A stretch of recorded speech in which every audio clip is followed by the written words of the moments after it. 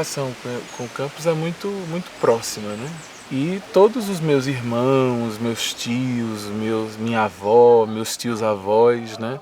Todos eles estudaram nesse campus, meus primos estudaram nesse campus, eu estudei nesse campus, nasci aqui, né? Minha mãe me teve aqui, né? Fui parido literalmente nesse campus, numa das casas funcionais aqui do campus, né? Vivi minha vida inteira aqui, fui aluno aqui,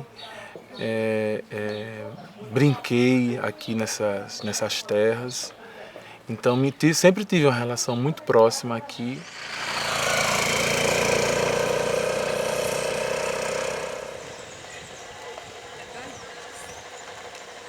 Meu nome é Anselmo Luiz Farias Barreto, eu sou servidor do campus desde 1988 e na verdade eu nasci aqui, né? Eu tenho 52 anos, nasci aqui em 62, aqui numa casa aqui do campus, né?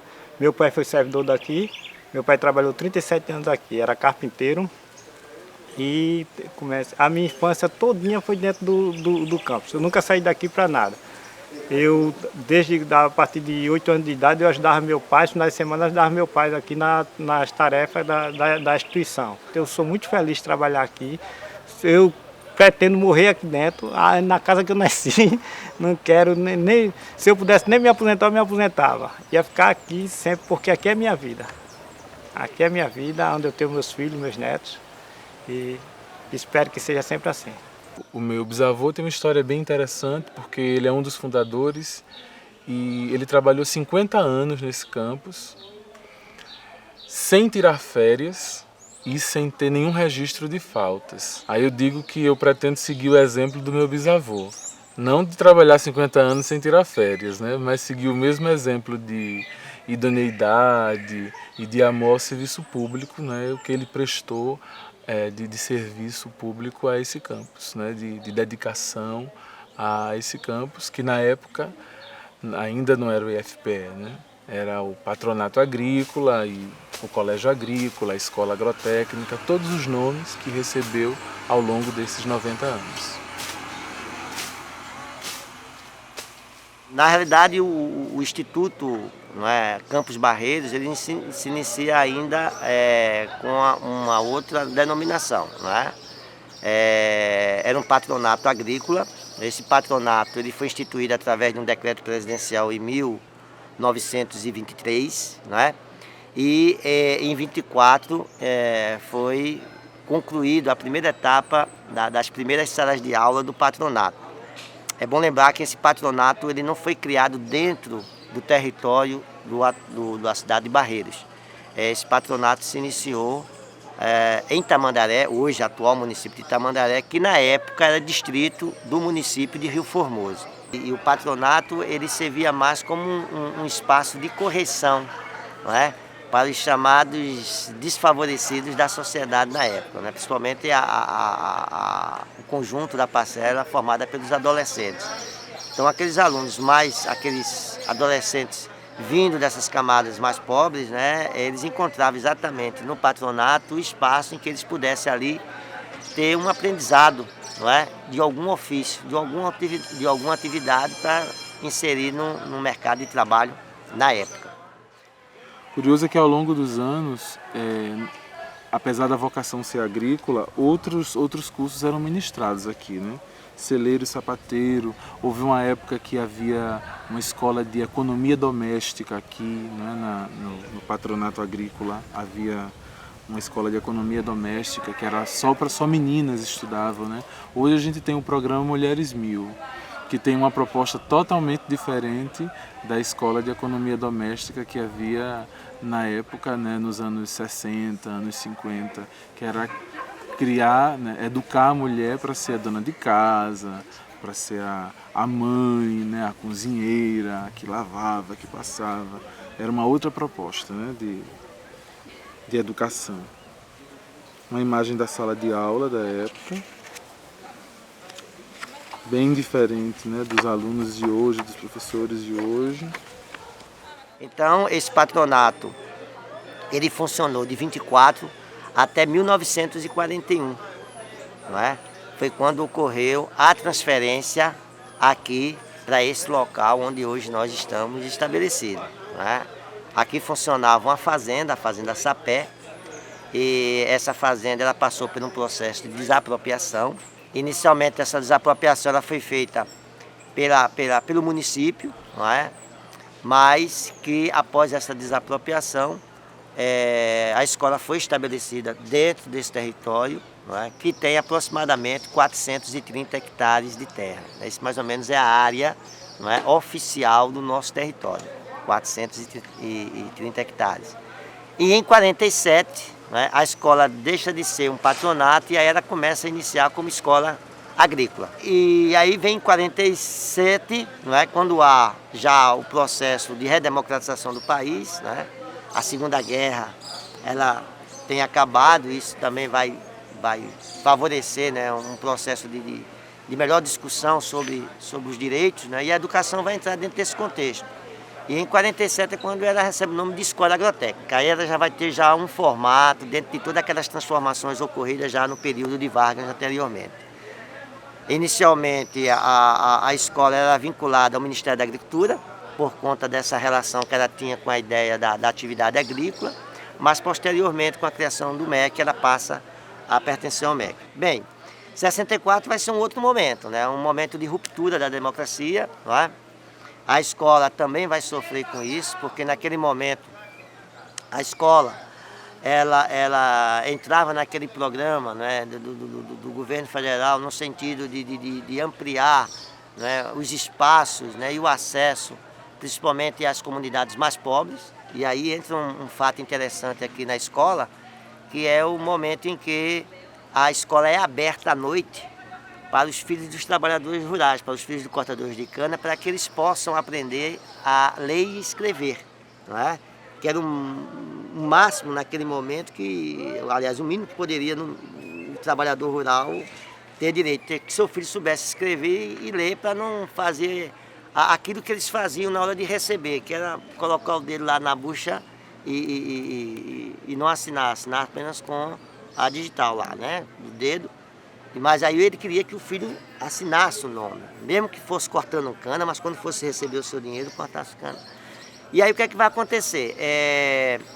Na época vai ter um gestor institucional que ele vai abrir as portas, né, à noite para que essa comunidade possa ter acesso. Bem, essa atitude, né, no momento do golpe, que vai ser dado em 64, vai ser caracterizada como um ato de subversão, não é? E esse ato de subversão vai levar à prisão do diretor na época, que foi o professor Edil Alves. Naquela época o professor Edil Alves assumia pela direção da escola e ele foi preso em decorrência, né, desse ato de abrir as portas para que a gente pudesse universalizar o ensino já em 64. Então é um fato interessante, né? E durante todo o período do regime militar, não é? Nós tivemos todas as nomeações feitas aqui de forma, não é, imposta, né, sem a participação. A nomeação se dava mais por critérios políticos, não é? E a escola vivenciou, né, aquela ideia de uma abertura, entre aspas, não é, dentro do campo e do espaço escolar, mas ao mesmo tempo convivendo com toda uma legislação e todo um valor cultural baseado naquilo que o regime militar tinha traçado a partir de 64. Quando eu cheguei aqui, nós encontramos uma cultura ainda muito arraigada ao regime militar. E a gente estava no período do processo de redemocratização do país. Não é? É importante isso daí, porque é a partir desse momento que a gente inicia aqui com alguns colegas e alguns servidores, não é? A ideia de se trabalhar a questão da universalização do ensino, mas principalmente a ideia da democratização dentro do espaço escolar.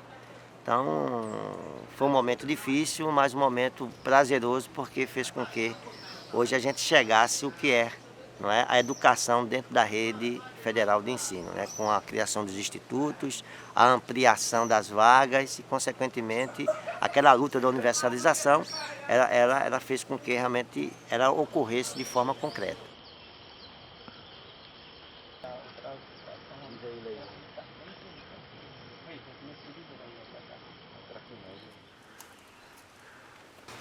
Eu sou o Milton Primo, Estou aqui, sou zootecnista aqui do Instituto, responsável pelo setor de apicultura. Estou aqui no Instituto desde a antiga Escola Agrotécnica Federal dos Barreiros, mas me criei aqui. Eu estou aqui desde que tinha 10 anos de idade, dentro dessa escola. Acompanhei um desenvolvimento da escola,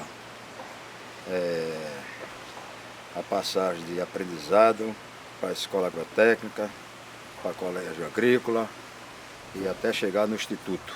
E tem umas 40, 60 mil abelhas. Olha, mel verde, está trabalhando, trazendo mel. Olha, isso aqui é o que nós chamamos mel verde, porque ainda não está fechado os alvéolos, né?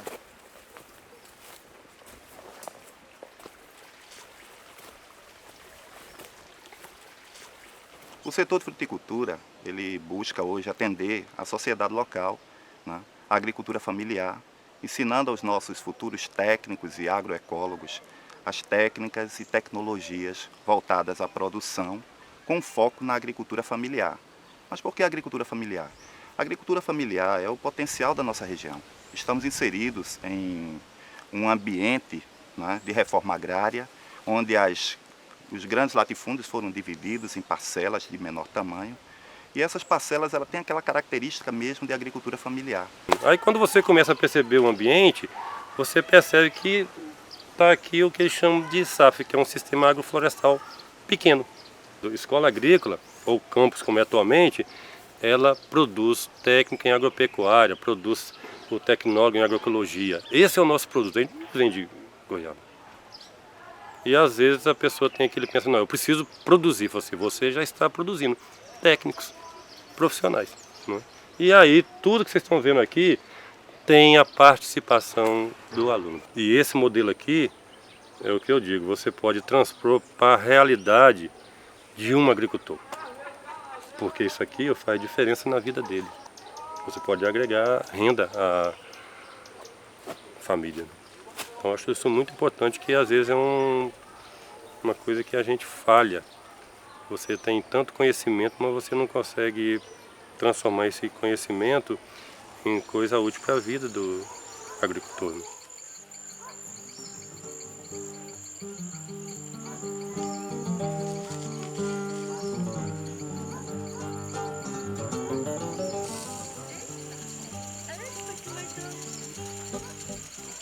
Minha relação com o campus começou em 1983. Eu tinha 17 anos, não, 14 anos. 14 anos. Entrei aqui como aluna, certo? E era, na época, a predominância era mais de homem. Na realidade, minha turma só tinha 3 mulheres e eu era uma dessas mulheres.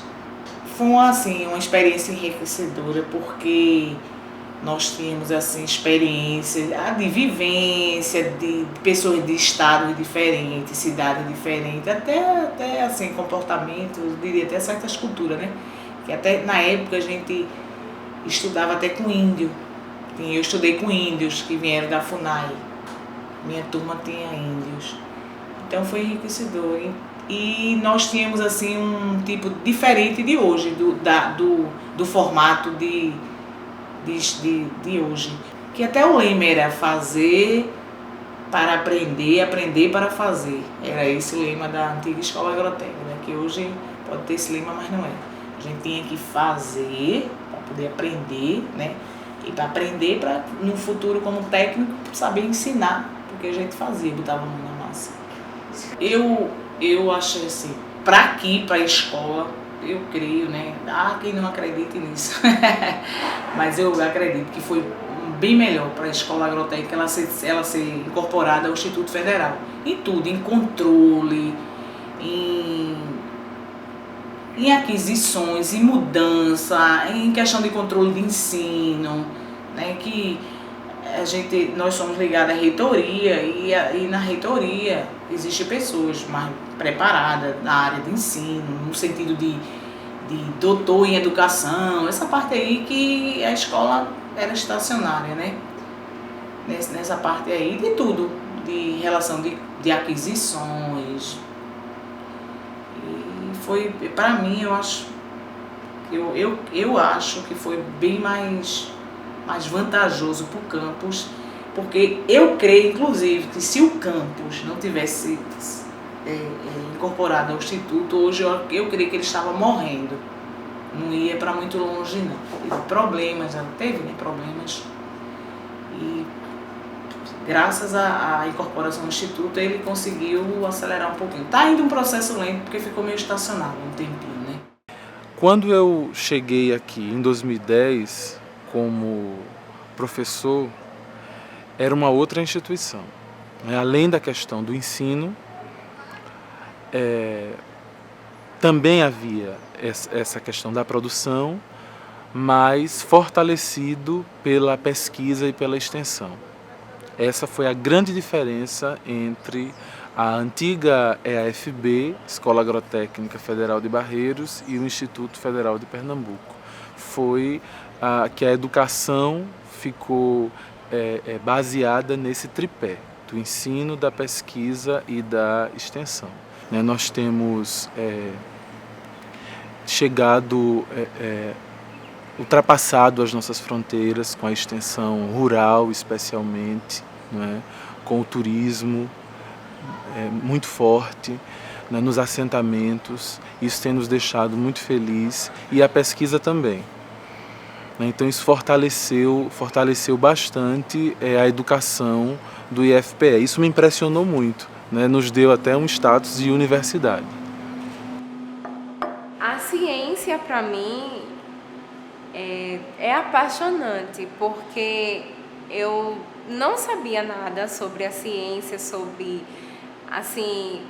as técnicas em laboratório, e a partir do momento em que eu passei a participar do projeto de pesquisa, eu passei a me identificar bastante, e aí surgiu uma paixão, um amor mesmo pelo que eu faço. Lidar com o micro-organismo não é simples, não é fácil, é trabalhoso, mas é apaixonante. E hoje eu digo que o Instituto Federal existe há 4 anos aproximadamente, e através da reitora, a Cláudia Sancio, a professora Cláudia Sancio, nós tivemos mais oportunidade, porque quando terminávamos o 2º grau, ou até mesmo um curso técnico aqui, ficávamos meio que, para ingressar numa faculdade, seria necessário ir para uma outra cidade, mais próxima aqui, Palmares, ou até mesmo ir para Recife. E a implantação do Instituto Federal aqui em Barreiros foi de grande importância, e principalmente ter cursos superiores, porque isso fez com que a gente não precisasse sair da nossa cidade, não precisasse se distanciar tanto da família. E essa oportunidade do curso superior nos institutos federais surgiu como uma oportunidade única e somativa, porque estudar sempre é um enriquecimento, sempre você está adquirindo, Então é uma riqueza que não tem preço, e o Instituto Federal ele conseguiu nos proporcionar isso. A grande força do Campus Barreiros sempre foi, e o grande desafio vai ser manter essa identidade rural, porque eu acho que nós estamos numa sociedade, numa comunidade que ela é essencialmente rural. O Campus Barreiros está situado numa região de muitos assentamentos. O nosso arranjo produtivo local ele é essencialmente rural. E aí tem sido, de uma forma muito preconceituosa, engolido pela indústria. As pessoas têm tido uma ilusão de que só existe prosperidade onde há industrialização. Isso é um preconceito. Então, acho que o grande desafio para os próximos 90 anos do Campus Barreiros é quebrar esse preconceito, é mostrar que existe sim prosperidade no campo, existe sim prosperidade na zona rural, né, e reforçar cada dia mais a nossa vocação agrícola. Nascemos agrícola, permanecemos agrícola, né? Essa é a grande força do Campos Barreiros.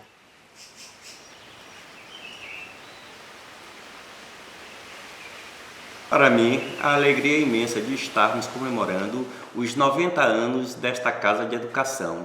Entramos aqui em março de 1982, na gestão do professor Israel Gomes Galiza. Portanto, temos 32 anos de convivência nesta luta, procurando dar o melhor de mim para ver esta casa crescer cada vez mais.